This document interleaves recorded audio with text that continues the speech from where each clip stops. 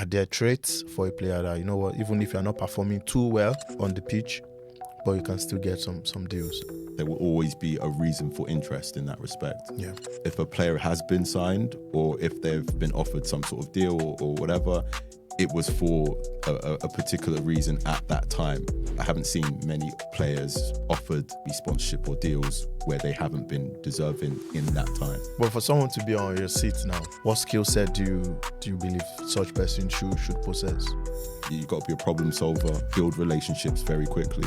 You want to be able to bring solutions to a table, right? Yeah. So if you can kind of dip into various networks that you've kind of built, then you will be very good at creating solutions, right? And just be empathetic. Every aspect of professionalism is evolving. Mm-hmm. Where do you see this role in the next 5 years? Hello everyone, thank you so much guys for supporting. Today is another brilliant episode. Because it's called the Ball Business Podcast, we are bringing to you something different, something in the world of football itself. Who is a player liaison officer? What do they do? Who are they? And you don't have to be curious again, because I've brought someone here, Joseph Amafo, for MC Sachi Football in the UK, talking about this concept of who a player liaison officer is and what do they do? How can you become one? Do you need special education, a certification? Are they born or they're built? You know, things like that.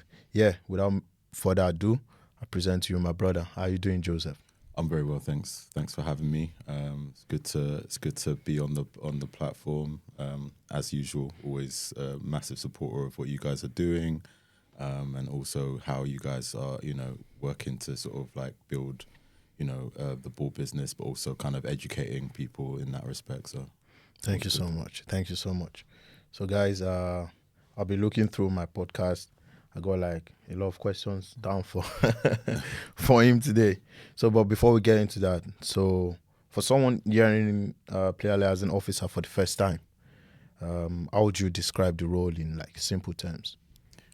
I'd say a player liaison is someone that is there on hand to support not just the players, but also the families in off-pitch, say, for instance, working with like brands or other companies. We do a lot of work behind the scenes to really kind of make sure that, that players don't have to deal with certain things that will distract them from the game. And we try to just basically be a support system around the player and the family as well. Yeah, what I see is from what we say popularly in the agency world, we regard, am I correct to say these are other agency services? Kind of. And how is that different from a FIFA licensed agent? Because, some agents do this, then what's the gray line between the two? Yeah, I would say this is very much other services when we're looking at it, if we're looking at it from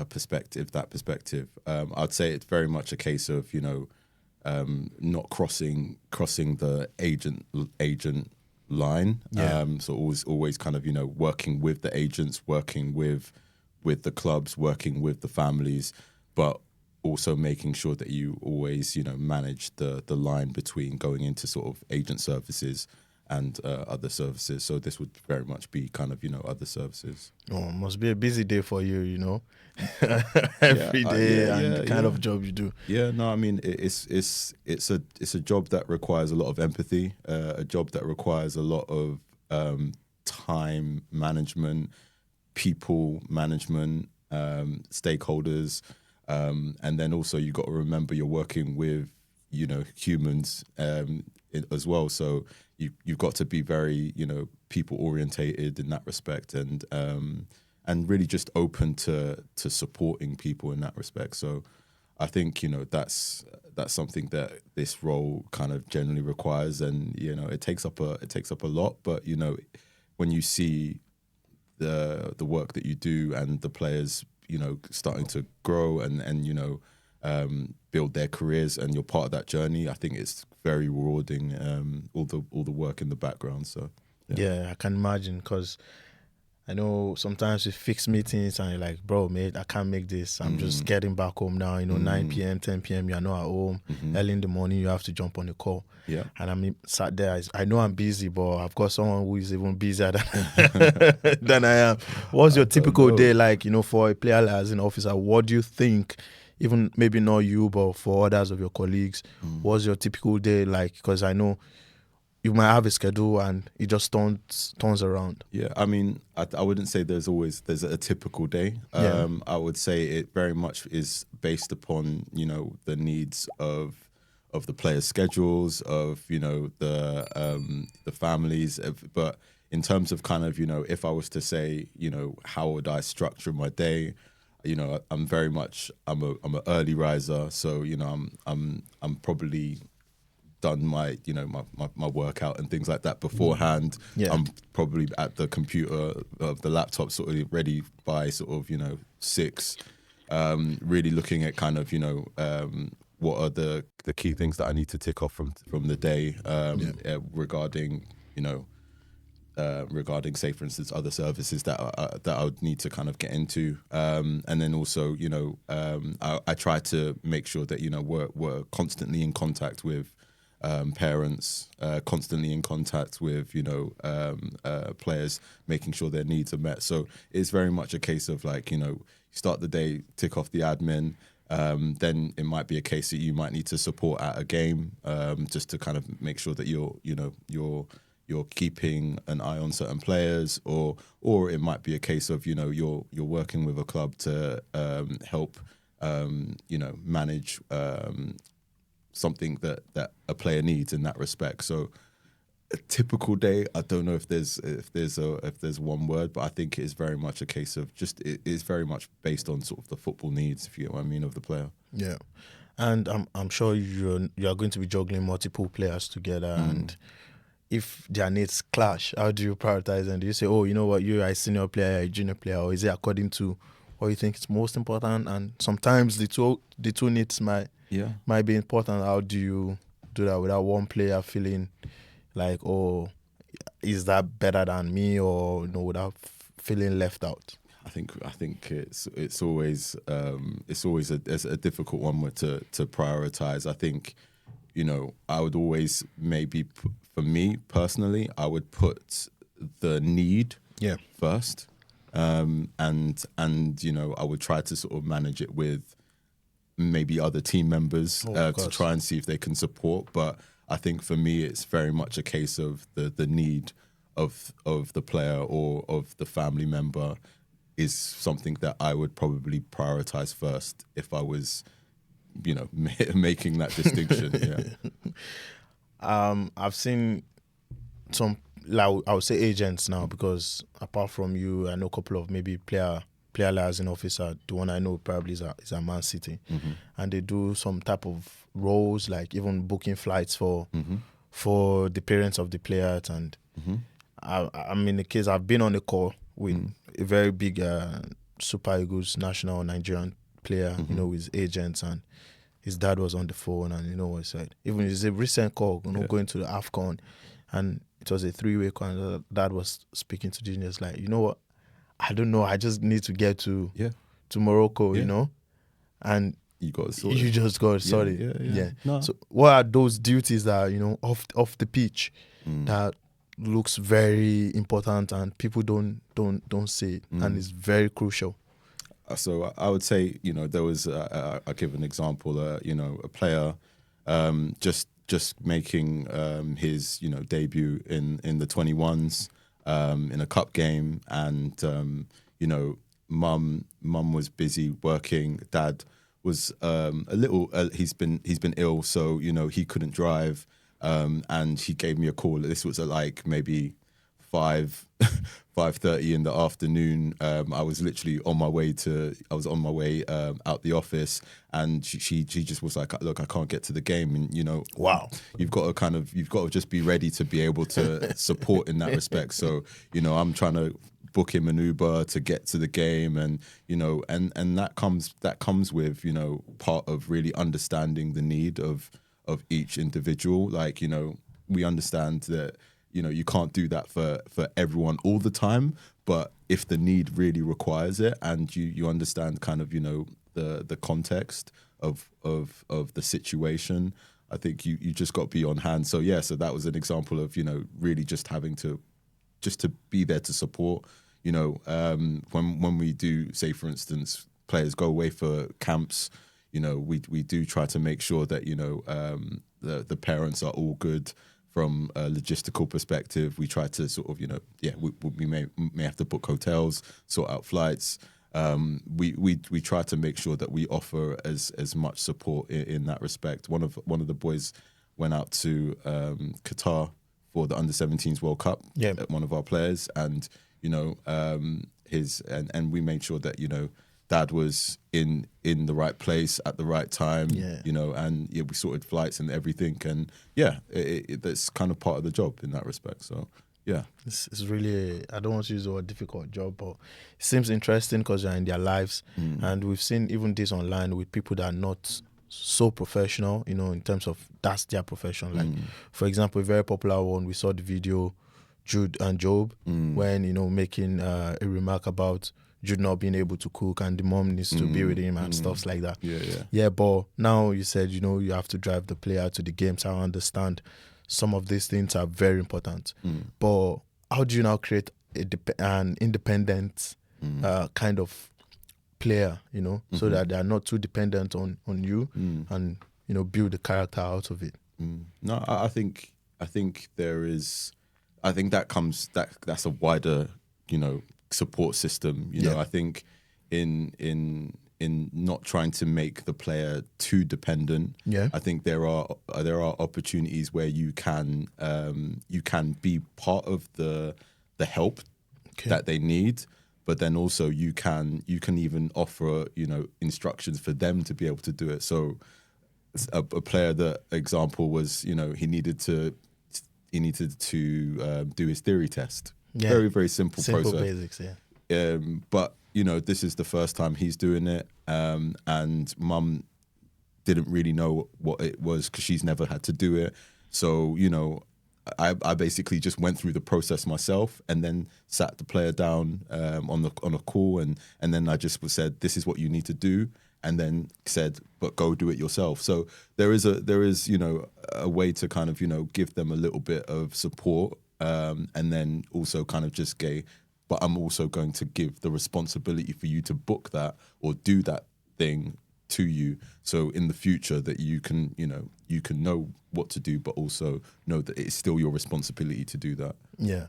And, like you said, there's a bit of clash in terms of structuring that dependency and independency.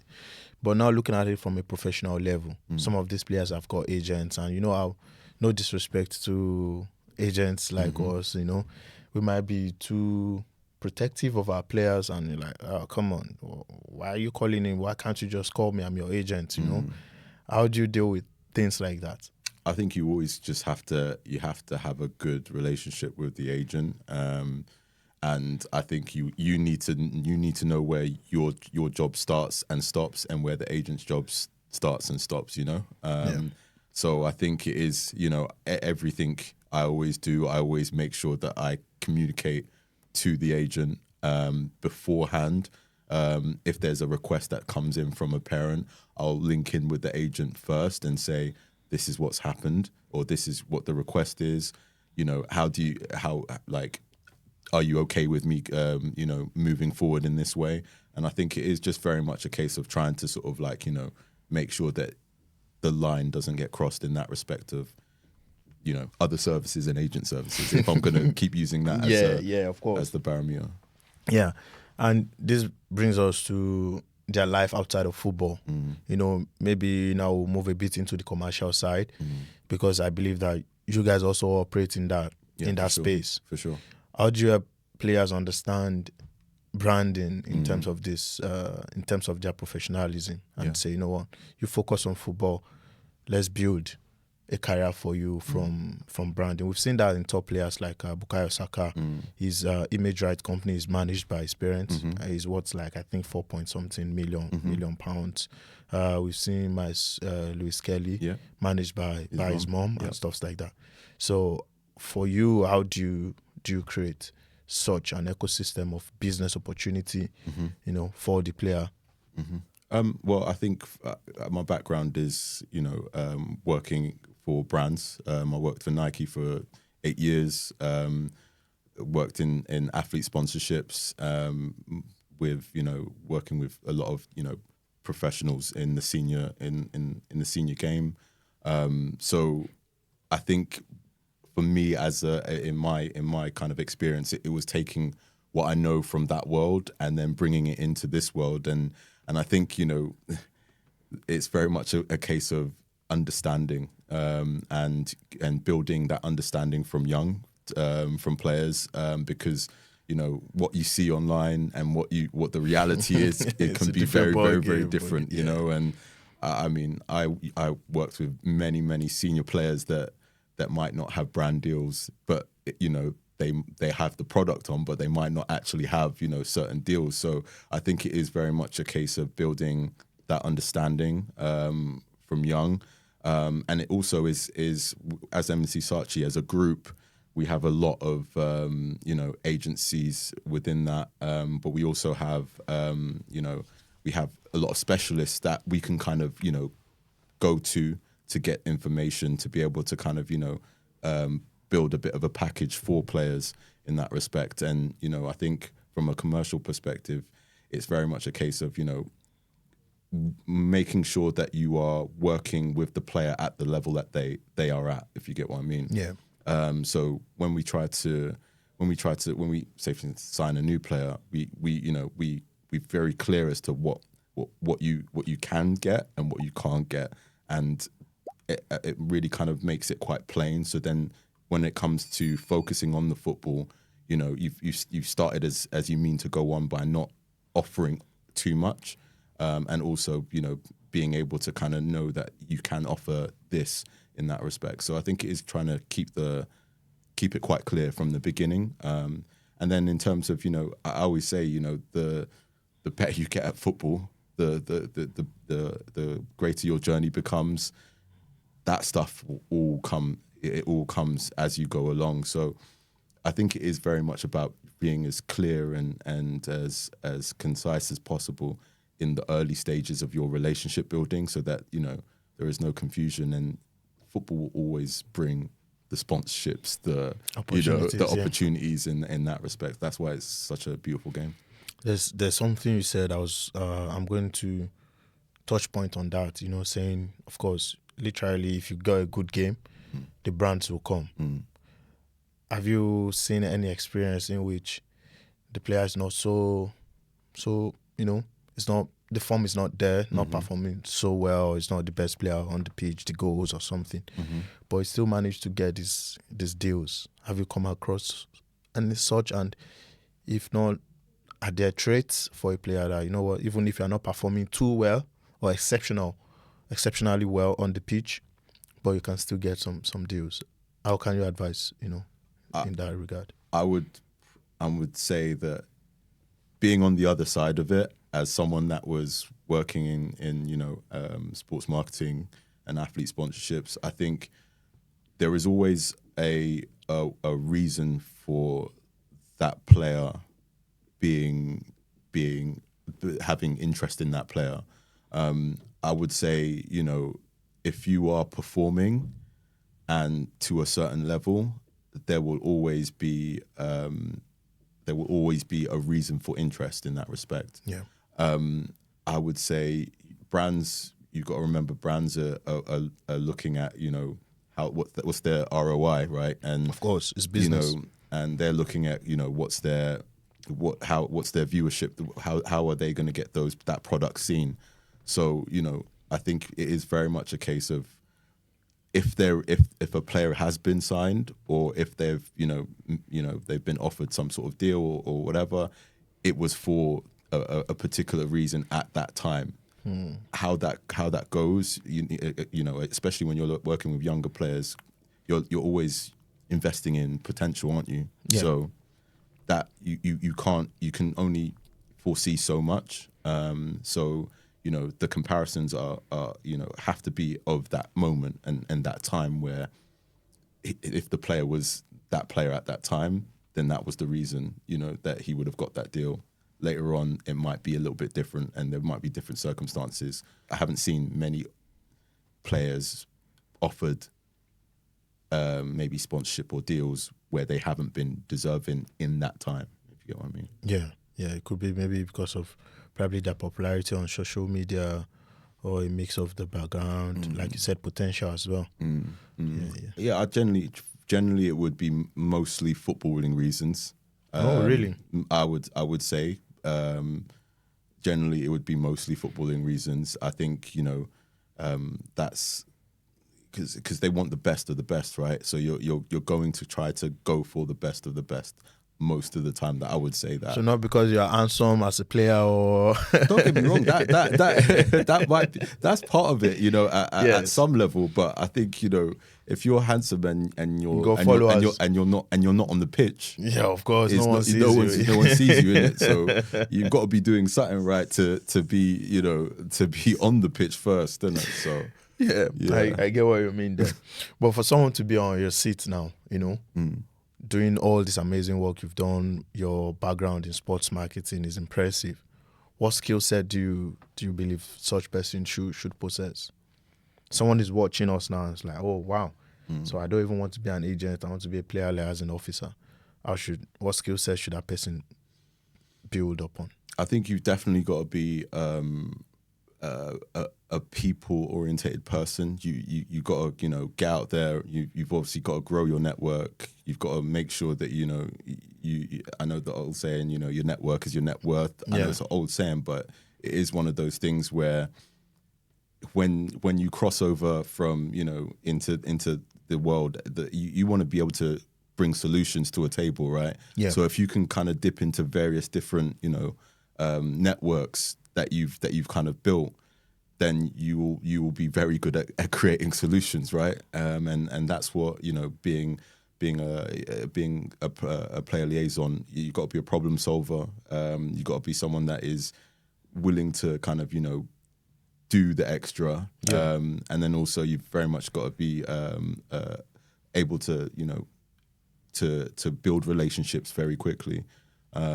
Because I think, you know, the trust is what what either parents or players are looking for in an agent, but also in someone that is, you know, working at an agency, is they want to be able to trust that if they reach out and ask for your help, that you'll probably be able to come up with a solution in that respect. So I'd say, you know, a problem solver, just to reiterate, a problem solver, a networker, and, you know, someone that is very, very much ready to do the extra and just be empathetic in the way you view people in that respect. To be honest, he said do the extra. I remember this article on Balotelli that he's got his house on fire and he called his agent to come and dose it off. And he's just like, I remember come on, that. bro, Yeah. I'm not a firefighter. You know? So, you know, you have to be ready to do some sort of jobs like that. Yeah, for sure. You got to get down with some Maybe gritty a jobs. chauffeur, maybe maybe a chef, a firefighter, you know. Yeah, you got to be able to do it all. Oh, come on, man. Yeah, but I was going to ask you, you know, looking at this role, a lot of things are changing. You know, the advent of AI, you know, you have to, whether you like it or not, you have to embrace it. And every aspect of professionalism is evolving. Where do you see this role in the next 5 years? In the next 5 years, I think this role will start to grow into a hybrid of the agent's role. Yeah. Like, you're going to see a lot more arcs of, player liaisons in terms of being able to kind of, you know, deal with contracts a lot more, deal with, you know, the extra things that you probably don't, that agents do. I'd say that it's more kind of like, you know, management, like athlete management, would probably be coming a lot more into that. Probably understanding a bit more on, you know, nutrition and understanding kind of, you know, how sports science and things like that, you know, will help. And that's probably ways that I'd say it would probably be growing in that respect. So. To be honest, and you know, we're trying to not predict the future, but you know, look inward and be proactive, like you said. Because I remember when they canceled the agency exam or even agent, and they changed it to intermediary. I still see that sort of future, and that's why we created what you just said now, an ecosystem. It's called Ball Bridge. The application or the software can help you draft contracts. You don't even need agents, but it can't take away the job of a player liaison officer, because you need empathy. AI has not developed to that stage, you know, to offer such emotional support. But in terms of contract drafting, templates, even looking at your stats, connections, like you said, nutrition and all of those things, we have the applications called Ball Bridge. We built it at Ball Business that can do that. So I'm tilting towards your understanding of the future about the role, because to be a good player liaison officer, it will be easy for you to transcend and become a football agent. But you might just be a football agent and not be a good player liaison person, because you might be very good in the business side of it, but in terms of offering empathy and being there, because a lot of agents don't even have the time to do some of these things. But in future, the good ones will be the ones who've got the time, who've got the people skill set, like you said, and can, you know, incorporate these technologies. And so yeah, that's a very nice and bold prediction.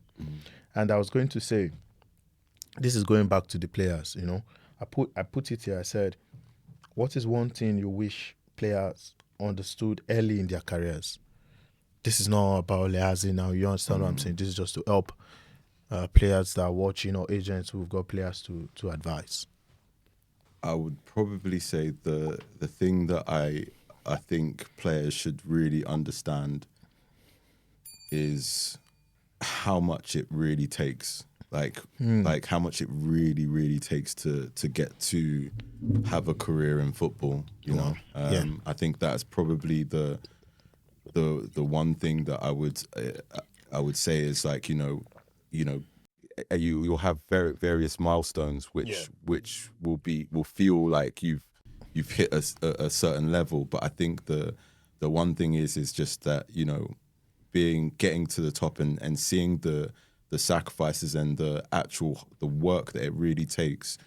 I think that is the part that I would say is to never really rest on your laurels when you've hit a certain milestone, because that's where it starts again. And I think, you know, if you've got on your scholar, you know, there is a next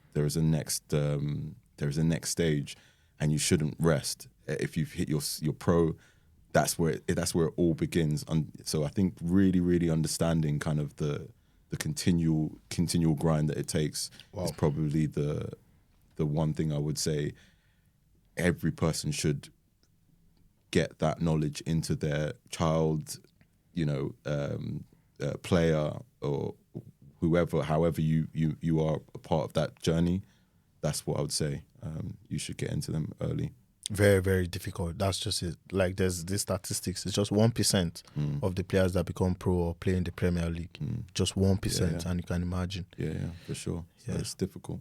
Yeah. I've got two more questions, and this one is for our viewers who want to become player liaison officers. What sort of places can they work? Is it with agency, marketing, football club, or start their own service kind of? Yeah, I mean, I think what I'd say is that you can obviously work for a club as a player liaison officer. Yeah. I think that would encompass a lot. You know, obviously you're working with a larger amount of players, depending on the size of, you know, the club or the size of the agency. You can work for an agency, so working with the agents, working with, you know, working with the clubs from the agency side, and then, you know, you can also, I'd say probably those are the two main places that you would see kind of, you know, the liaison officer role be mainly seen. I think there are. We talked about kind of the future. Yeah. I think you're going to start seeing, specialty services come in where people are going to create their own, businesses offering these services to players individually, which may offer a different, service from what you see normally. So, I think mainly in a club and in an agency, I think you can see opportunities there to maybe put something together yourself. Yeah. So if that's something that you want to do, I think that would be good. Yeah, to be honest, building an ecosystem of a self-business and that's a very massive opportunity, to be fair. Yeah. So now you've said so much, to be honest, very useful information. Me sitting down here, I've also learned from you. Final advice to players, to agents, to parents, to everybody who is working, not just in football, but in sports in general. What's your advice to them? I'd say sport is a beautiful place to be in. Yeah.